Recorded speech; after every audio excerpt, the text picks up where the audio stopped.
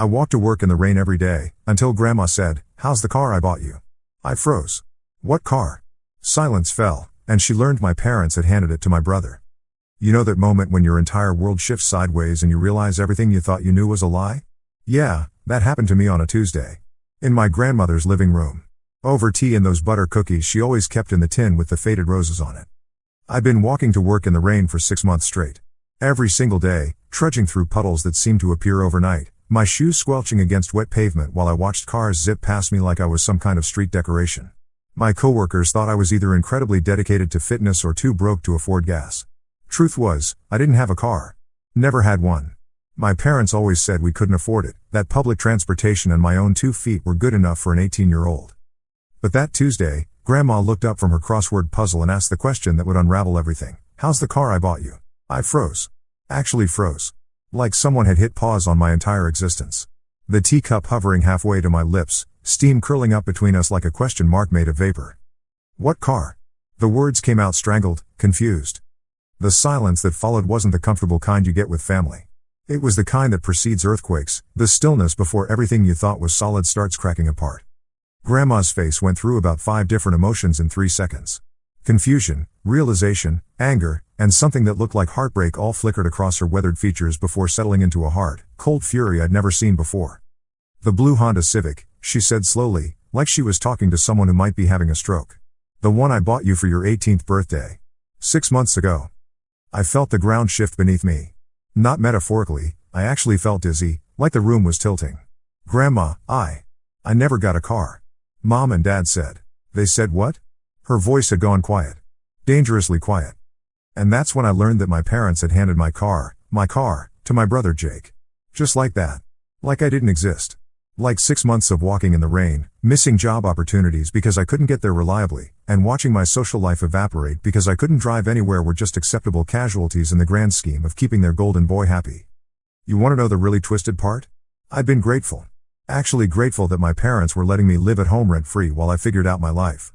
I'd been thanking them for their patience, their understanding, their support. Meanwhile, they were literally driving around in what should have been my independence. "Tell me everything," Grandma said, and her voice carried the kind of authority that made generals nervous. So I did. I told her about the morning I'd asked Dad if maybe we could look into getting me a used car, something cheap and reliable. How he'd sighed and launched into a lecture about responsibility and earning what you get. I told her about Mom's concerned face when I'd come home soaked and shivering, how she'd make me hot chocolate and talk about how character-building adversity could be, as if pneumonia was some kind of personality enhancement. I told her about watching Jake pull up in a blue Honda Civic I'd never seen before, how he'd mentioned casually that the parents had helped him out with a car because his old one died. How I'd felt that familiar stab of jealousy and immediately hated myself for it because Jake was my brother and I should be happy for him. The whole time, Grandma's expression grew darker. By the time I finished, she looked like she was planning a military campaign. 6 months, she said finally. 6 months you've been walking to work because you didn't know you owned a car. Owned? I laughed, but it came out bitter. Grandma, I don't own anything. I'm 18, unemployed half the time because I can't get to job interviews, and living in my childhood bedroom with a Pokemon poster I'm too sentimental to take down. You own that car, she said firmly. I have the paperwork. Your name is on the title. Has been since March 15th. March 15th. My birthday. The day my parents took me out for dinner and apologized that they couldn't afford to get me anything big, just a nice meal and a promise that things would get better. The day Jake coincidentally got his new car. I felt something crack inside my chest. Not break, that would come later. Just crack, like ice under pressure. Why didn't they tell me? It came out as a whisper. Grandma leaned forward, her eyes blazing with the kind of righteous anger that topples governments. Because, sweetheart, your parents have been treating you like the spare tire they hope they'll never need. The truth of it hit me like a physical blow. Jake was the star, the college-bound, girlfriend-having, naturally charismatic golden child who could do no wrong. I was just there. The backup son. The insurance policy in case something happened to the real prize. I need to call them, I said, reaching for my phone. No. Grandma's voice was steel-wrapped in velvet. We're going to handle this differently. She stood up with the kind of purposeful energy that would have been impressive in someone half her age. Get your coat, dear. We're going car shopping. But Grandma, if Jake has the car, Jake has stolen property, she corrected. And your parents are accessories to theft. But we're going to be civilized about this. We're going to walk into that house, and we're going to have a conversation. The drive to my parents' house was the longest 20 minutes of my life. Grandma had called her lawyer. Apparently having money means you just have a lawyer on speed dial, and had gotten a quick consultation on exactly where everyone stood legally. The short version, Jake was driving a car he had no legal right to. My parents had committed fraud by forging my signature on some transfer documents, and I had enough grounds for a lawsuit that would make their heads spin. But lawsuits were messy, public, and would tear the family apart. Grandma had a different plan. "We're going to give them a choice," she explained as we pulled into the driveway behind the blue Honda Civic, my blue Honda Civic. "They can make this right quietly, or they can explain to the authorities why they've been committing fraud for 6 months. Seeing the car up close for the first time was surreal. It was perfect, exactly what I would have picked if I'd been car shopping. Clean, reliable, with good gas mileage and enough personality to not be boring. It should have been love at first sight, but instead, I felt robbed. 6 months of my life, gone. 6 months of opportunities, independence, and dignity, stolen by the people who were supposed to protect me. Mom answered the door with her usual bright smile, the one that faltered when she saw Grandma's expression. "Oh. Hi, Mom. Hi, honey. What a surprise. Come in, come in." We walked into the living room where Dad was watching television and Jake was sprawled on the couch with his laptop. The picture of domestic bliss, if you ignore the elephant-sized lie sitting in the driveway. "We need to talk," Grandma announced, and the temperature in the room dropped about 10 degrees. Dad muted the TV with the expression of a man who knew his comfortable world was about to end. Jake looked up from his laptop with mild curiosity, completely unaware that he was about to become ground zero for a family explosion. "About what?" Mom asked, but her voice had gone tight. "About the car you bought for my grandson's 18th birthday, Grandma said pleasantly. "The one he's never seen." You could have heard a pin drop. Actually, you could have heard a pin drop from the second floor. Jake's face went white. Dad suddenly found the carpet fascinating, and Mom looked like she was trying to solve quantum physics in her head. "Mom, I can explain," Dad started. "Oh, please do," Grandma said, settling into her favorite chair like she was preparing for a show. "I'm dying to hear how you explain committing fraud." "Fraud?" Jake's voice cracked like he was going through puberty again. "What are you talking about?" I found my voice finally. "The car you've been driving for 6 months? It's mine. Grandma bought it for me. My name's on the title." Jake looked from me to the parents to Grandma, and I watched the realization dawn on his face. He wasn't stupid. He'd known something was off about getting a car out of nowhere. He'd just chosen not to ask questions because the answers might have been inconvenient. "I didn't know," he said quietly. "Yes, you did," I shot back, and I was surprised by the anger in my own voice. "You knew something was weird about it. You just didn't care because you were getting what you wanted." "That's not fair." "Fair?" I stood up, and for the first time in my life, my little brother actually looked intimidated. "Fair is me having my own car for the past 6 months instead of walking to work in the rain. Fair is my parents not lying to my face about why they couldn't afford to help me when they were actively stealing from me." "We weren't stealing," Mom protested, but her heart wasn't in it. Grandma pulled out a folder, because of course she brought documentation. "Actually, you were. This is a copy of the title. Your son's name, not Jake's. This is a copy of the bill of sale. Paid in full by me, intended as a gift for his 18th birthday. And this," she slid another paper across the coffee table, "is a copy of what appears to be a forged signature transferring the car to Jake." Dad picked up the paper and stared at it like it might spontaneously combust. We thought it would be better for Jake to have the car. He had college visits, he needed what I needed," I interrupted. "Transportation. Independence. The chance to build a life. But somehow, his needs were more important than mine." The silence stretched out, uncomfortable and heavy. Jake was staring at his hands, Mom was crying quietly, and Dad looked like he'd aged 10 years in 10 minutes. "So here's what's going to happen," Grandma said, her voice cutting through the tension like a blade. "Jake is going to give the keys to his brother. Now. Today. This minute. And you too," she pointed at my parents, "are going to apologize and explain exactly why you thought this was acceptable behavior." "And if we don't?" Dad asked, trying to muster some defiance. "Then my lawyer calls the police and we press charges for fraud, theft, and conspiracy. Your choice." I watched my family make their decision in real time. It wasn't pretty. Dad's shoulders slumped in defeat, Mom's crying got louder, and Jake slowly reached into his pocket and pulled out the keys. "I really didn't know," he said as he handed them to me. "I mean, I suspected, but..." "You suspected and you didn't say anything," I said, taking the keys. They were warm from being in his pocket, and they felt strange in my hand. Like they belonged to someone else's life. "I'm sorry," he said, and he actually sounded like he meant it. "Sorry doesn't give me back 6 months," I replied, but some of the anger was already fading. Jake was my brother, and despite everything, I didn't want to hate him. Mom finally found her voice. "We thought We thought since you were staying home anyway, and Jake needed to get to college interviews. You thought I didn't matter as much, I finished for her. You thought my time, my opportunities, my independence were less valuable than his. That's not. Mom, that's exactly what you thought. And maybe you didn't say it out loud, maybe you didn't even admit it to yourselves, but that's what you believed. Otherwise, you would have told me about the car and let me decide if I wanted Jake to borrow it. Dad finally looked up from the carpet. You're right, he said quietly. We messed up. We messed up badly. It wasn't much, but it was the first honest thing he'd said all day. Why? I asked. Why didn't you just tell me? He was quiet for a long time. Because Jake asked, he said finally. He saw the car, and he asked if he could use it, and we said yes without thinking about what that meant for you. And then it got easier to just let it be his car than to explain why we'd made such a stupid decision. So you lied to me for 6 months. We admitted the truth, Mom corrected weakly. That's called lying, dear, Grandma said dryly. I looked around the room, at my parents, who couldn't meet my eyes, at my brother, who looked like he wanted to disappear, at my grandmother, who looked like she was prepared to burn everything down to protect me.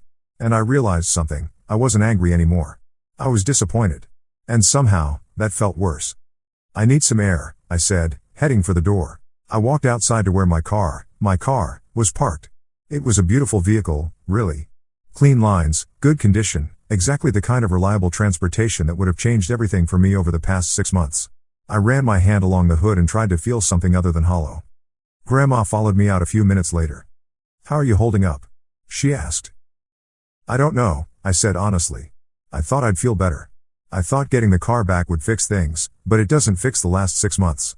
It doesn't fix the jobs I didn't get, the opportunities I missed, the nights I came home soaked and miserable while Jake was driving around in my car. She nodded. Getting what's yours back doesn't erase the time you spent without it. And it doesn't fix the fact that my parents looked at me and decided I was worth less than Jake. That my needs were negotiable and his weren't. No, she agreed. It doesn't. We stood there for a while, looking at the car that had caused so much drama. Finally, Grandma broke the silence. So what are you going to do now? I thought about it. Really thought about it. I'm going to drive myself to work tomorrow, I said. And I'm going to start looking for my own place. Good, she said. And if you need help with a deposit or anything. Thanks, Grandma. But I think I need to do this part myself. She smiled. I think you're right. We went back inside to find my parents and Jake exactly where we'd left them, looking like they were attending their own funeral. I'm taking the car, I announced. Tonight. And I'm going to be moving out as soon as I can find a place. Honey, you don't have to, Mom started. Yeah, I do, I said. I need some time to figure out if I can trust you guys again. And I need some space to be angry without feeling guilty about it. Dad nodded slowly. I understand. Do you? I asked. Because 6 months ago, you didn't understand that I might want my own car. 6 months ago, you didn't understand that lying to me might hurt our relationship. So forgive me if I'm not convinced you understand now. It was harsh, but it was honest. And honestly was something that had been in short supply around here lately. Jake spoke up from the couch. For what it's worth, I really am sorry. And if there's anything I can do to make it up to you. There is, I said. Next time someone gives you something that seems too good to be true, ask questions. Don't just take it because it's convenient. He nodded. I will. I looked around the room one more time. These people were my family, and I loved them, but I didn't like them very much right now. And that was okay. Sometimes love means admitting when someone has hurt you, even if they didn't mean to. I'll call you guys in a few days, I said. But right now, I need some space. Mom was crying again. We love you, honey. You know that, right? I know you say you do, I replied. But love is supposed to mean something. It's supposed to mean you consider my feelings, my needs, my future. And for 6 months, you didn't. I walked out to my car, it felt good to think those words, and got in. The seat was adjusted for Jake, who was taller than me, so I had to move everything around. The radio was set to his stations, and there were his sunglasses in the cup holder, his air freshener hanging from the mirror. For a moment, I felt like I was stealing someone else's car. Then I remembered, this was never his car. This was always mine. He was the one who'd been living a lie, not me. I started the engine and pulled out of the driveway, leaving my family to figure out how to live with what they'd done.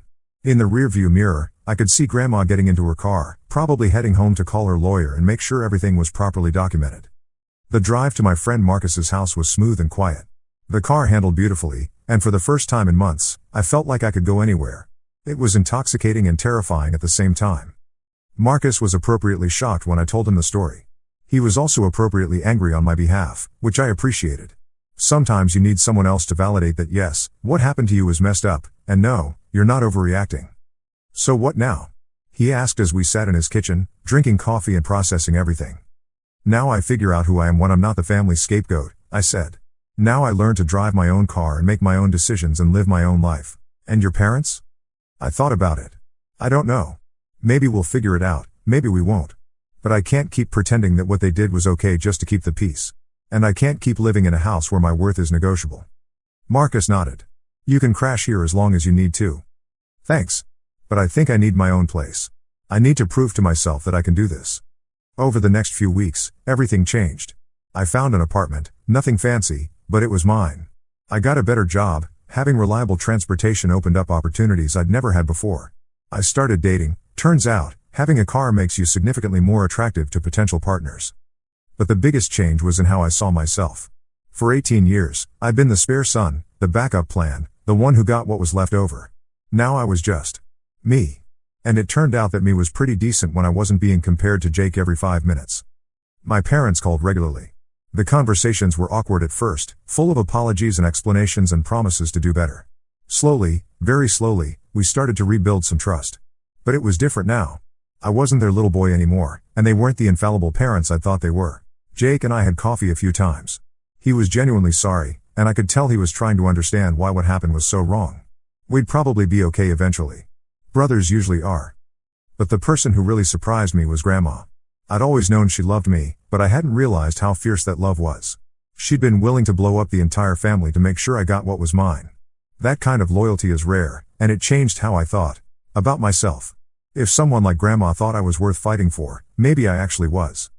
3 months after that terrible Tuesday, I was driving home from work when my phone rang. It was Mom. Hi, honey, she said, and her voice was different somehow. Less careful, more genuine. I just wanted to say, I'm proud of you. You've built a good life for yourself. Thanks, Mom, I said, and I meant it. And I wanted to ask, would you like to come to dinner Sunday? Jake will be there, and Dad's making his famous lasagna. I thought about it.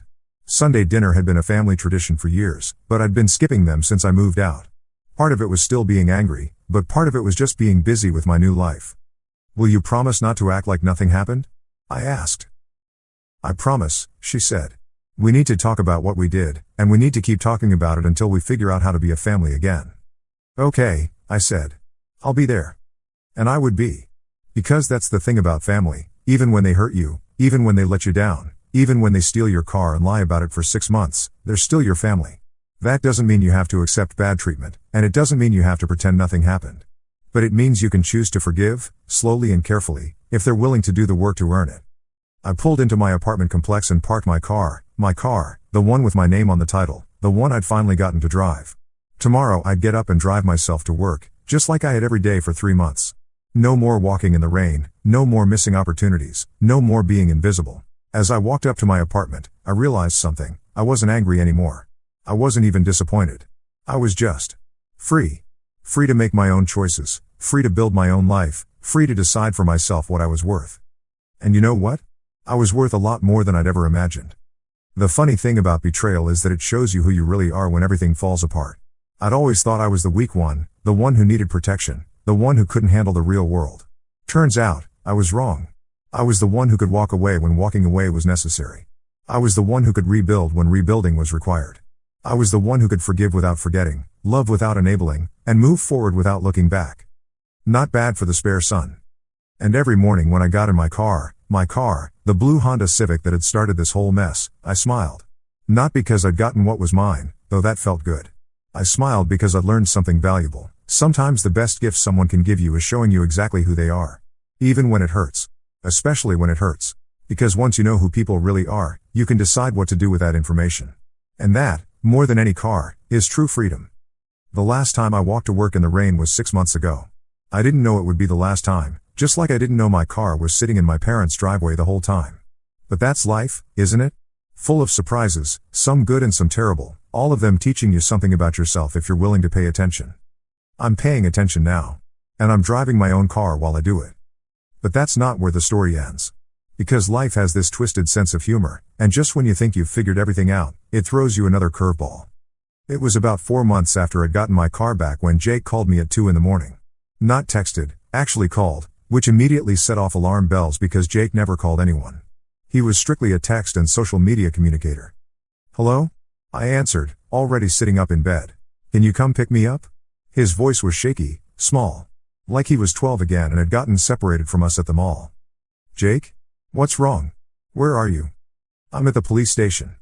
My blood went cold. What happened? Are you hurt? No, I'm fine. Physically. But I need someone to pick me up, and I can't call mom and dad. I was already getting dressed, phone wedged between my shoulder and ear. Why can't you call them? Silence. Then, because it's my fault. All of it. And they don't know yet. The police station was one of those fluorescent lit nightmares that made everyone look like they were dying of something terminal. Jake was sitting on a bench in the lobby, still in his college clothes but rumpled and stained with something I didn't want to identify. He looked up when I walked in, and I saw something in his face I'd never seen before, genuine shame. Thank you for coming, he said quietly as we walked out to my car. What happened? I asked once we were both buckled in. Jake stared out the passenger window for a long time. I got arrested for drunk driving. My hands tightened on the steering wheel. Jake. I know, okay? I know how stupid it was. I know how dangerous it was. I know I could have killed someone. His voice cracked on the last word. Were you driving your car? I asked, though I already knew the answer. Yeah. The one that. He couldn't finish the sentence. The one that was supposed to be mine, I said flatly. Yes. We drove in silence for a few minutes while I processed this information. Jake had been arrested for drunk driving in the car that should have been mine all along. The irony was so thick you could choke on it. How bad is it? I asked finally. Bad. Really bad. I blew way over the limit, and this is my second offense. I slammed on the brakes so hard we both jerked forward. Your second offense? The first one was 6 months ago, right after I got the car. But it was just a warning because my BAC was barely over the limit, and the cop was feeling generous. 6 months ago. Right around the time he'd gotten my car. Oh my gosh, Jake. I know. You've been driving drunk for months? In my car? It wasn't like that. What was it like? I pulled over to the side of the road because I needed to look at him. Tell me what it was like, because from where I'm sitting, it looks like you've been risking other people's lives in a car that was never even yours to begin with. Jake finally looked at me, and I saw tears in his eyes. I was dealing with stuff, okay? College stress, girlfriend problems, pressure from mom and dad to be perfect all the time. And yeah, I made some really stupid choices. Stupid choices that could have gotten people killed. I know, he shouted, then immediately lowered his voice. I know, okay? You think I don't know that? You think I don't think about that every single day? I stared at my brother, really looked at him for the first time in months. He'd lost weight, his eyes were bloodshot, and there was a tremor in his hands that I didn't think was just from the cold. How long have you been drinking? I asked quietly. Since freshman year. But it got worse when. He stopped. When what? When I realized what mom and dad had done. With the car. I knew it was wrong, and I felt guilty about it, but I didn't know how to fix it. So I started drinking more to deal with the guilt, and then I needed to drive to get more alcohol, and it just spiraled. The pieces were clicking together in my head, forming a picture I didn't like. You've been drinking because you felt guilty about stealing my car? I didn't steal it, Jake. Okay, yes. I felt horrible about it. Every time I drove that car, I thought about you walking to work in the rain, and I hated myself a little more. I sat back in my seat, trying to process this new information. So instead of giving me the car back, you decided to develop a drinking problem? It wasn't a decision. It just happened. No, it didn't just happen. You made choices. Every single day, you made choices. We sat there in the dark, engine running, both of us trying to figure out what came next. I need to tell mom and dad, Jake said finally. Yeah, you do. Will you? Will you come with me? I thought about it. 6 months ago, I would have said yes immediately, because that's what big brothers do. They protect their little brothers, even when their little brothers don't deserve it. But I wasn't the same person I'd been 6 months ago. No, I said. This is your mess. You need to clean it up yourself. Jake nodded like he'd expected that answer. Fair enough. I drove him home and watched him walk up to the front door, shoulders squared like he was walking into battle. Maybe he was. I waited until he was inside before driving away, and I didn't feel guilty about leaving him to face the consequences alone. That was growth, I supposed. The next morning, my phone started ringing at 7 a.m. Mom, Dad, Jake, Mom again, Dad again. I let them all go to voicemail and went to work instead. I had a life to live, and it wasn't revolving around Jake's problems anymore. But life has a way of dragging you back into situations you're trying to avoid. 2 days later, Grandma called. "We need to talk," she said without preamble. "About Jake?" "About Jake. About the car. About what happens next." An hour later, I was back in Grandma's living room, drinking tea and eating butter cookies while she laid out the situation with the cold precision of a military strategist. "Your brother's license has been suspended," she said. "Minimum 2 years, possibly longer depending on how the court case goes." "Okay. He can't drive the car." "Good. He shouldn't be driving anything." "Which means the car needs to go back to you." I set down my teacup. "Grandma, I already have the car." "No, dear. You have a car. Jake still has the title to your original car, the blue Honda. The one he's been driving drunk." I felt that familiar sinking sensation. "What are you saying?" "I'm saying your parents never actually transferred the title back to you. Legally, Jake still owns your car." The room started spinning slightly. "But you said," I said, "I had the original paperwork." "And I do. But your parents filed additional paperwork after our confrontation, essentially selling the car from you to Jake for $1. It was legally questionable, but it went through. So Jake owns my car?" "Jake owns your car. Which he can't drive.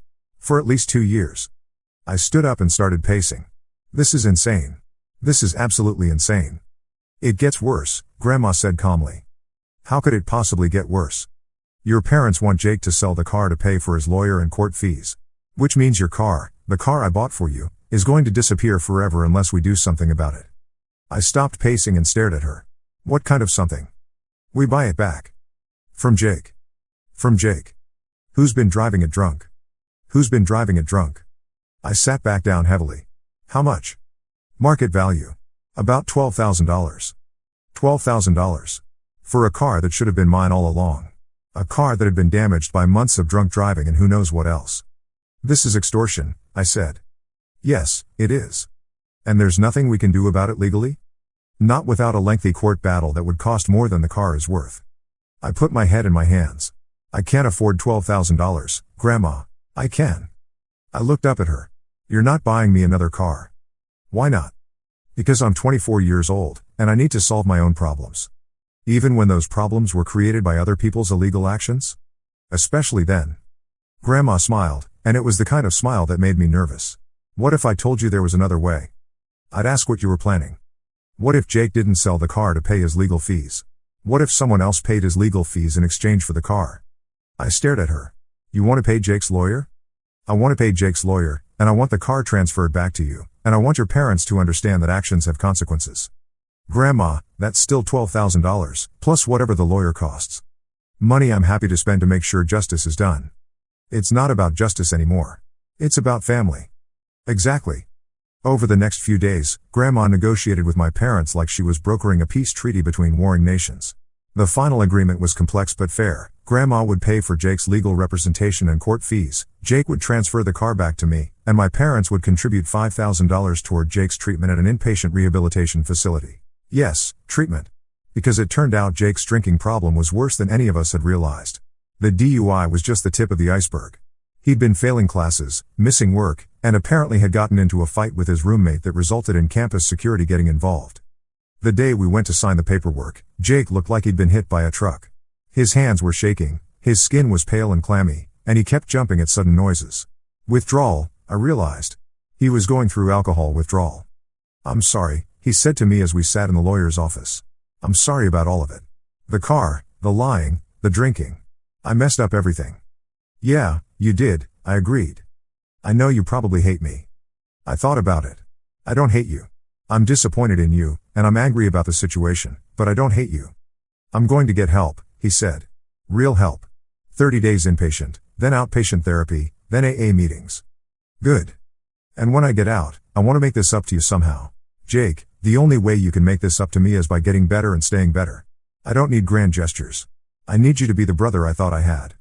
He nodded, tears streaming down his face. "I can do that. I hope so."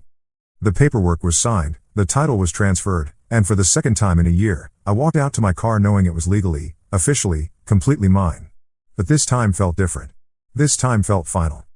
The car had been through a lot since I'd seen it last. There were dents I didn't remember, stains on the seats, and it smelled like a combination of alcohol and regret. It was going to need some work. But it was mine. 3 weeks later, Jake entered rehab.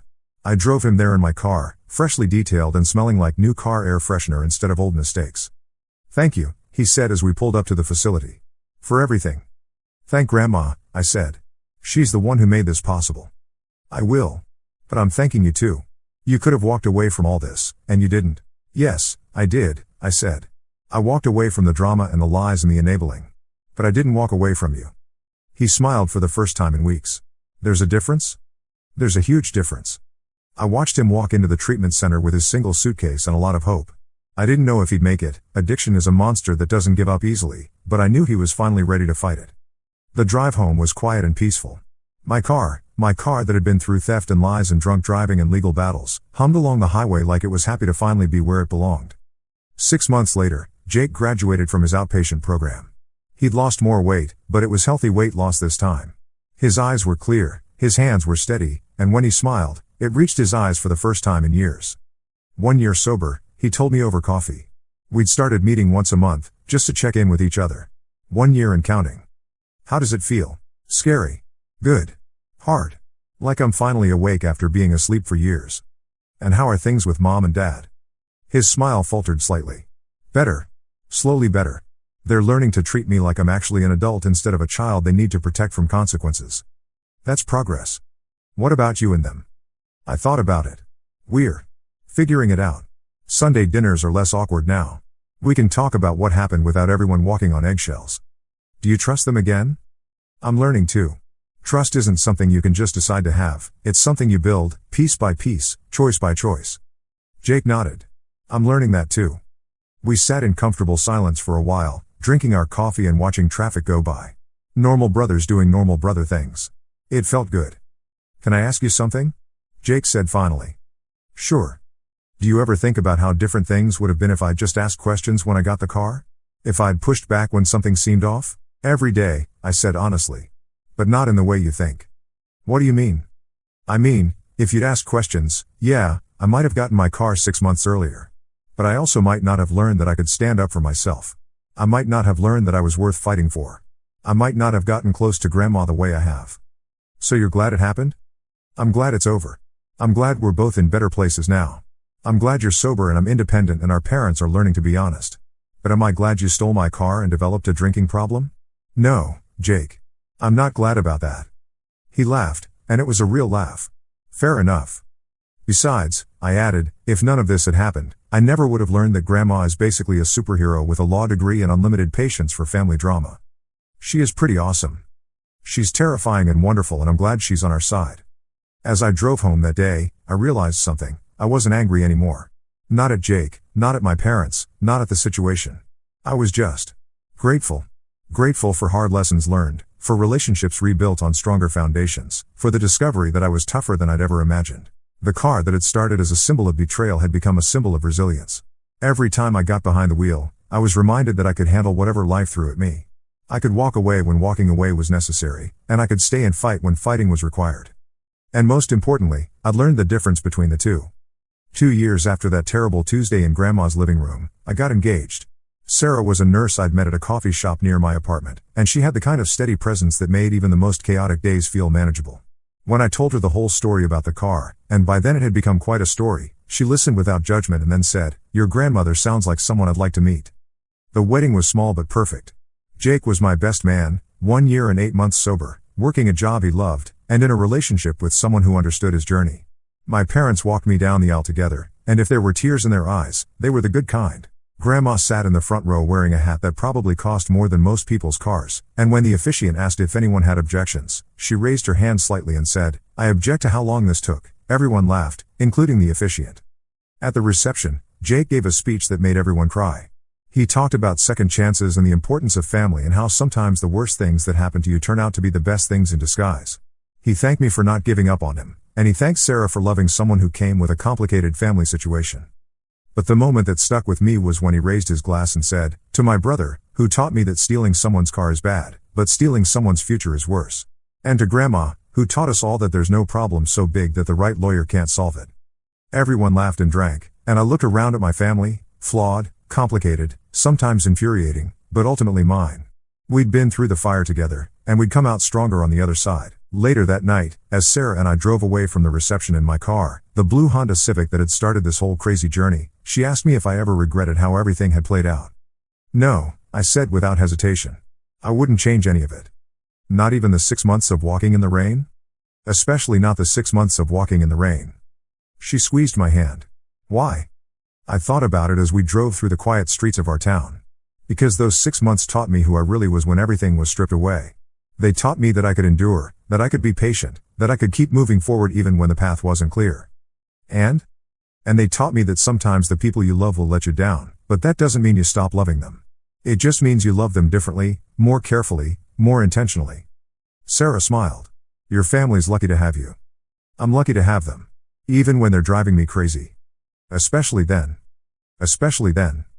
We drove the rest of the way home in comfortable silence, and I thought about how much had changed since that day when Grandma asked about my car. I'd gone from being the invisible spare son to being a man with his own life, his own choices, his own understanding of what family really meant. The car that had once represented everything I'd lost had become a symbol of everything I'd found: independence, self-respect, the knowledge that I was worth fighting for, and the understanding that love without honesty isn't really love at all. And every morning when I got in that car and drove to my life, my job, my apartment, my wife, my future, I remembered that sometimes the best gifts come disguised as the worst betrayals. Sometimes you have to lose everything you thought you had to discover everything you actually are. And sometimes, if you're very lucky, your grandmother will have a lawyer on speed dial. The last time I walked to work in the rain was 6 months ago. I didn't know it would be the last time, just like I didn't know my car was sitting in my parents' driveway the whole time. But that's life, isn't it? Full of surprises, some good and some terrible, all of them teaching you something about yourself if you're willing to pay attention. I'm paying attention now. And I'm driving my own car while I do it. But more than that, I'm driving toward a future I built myself, with people who chose to love me honestly instead of conveniently. And that, more than any car, is worth the journey.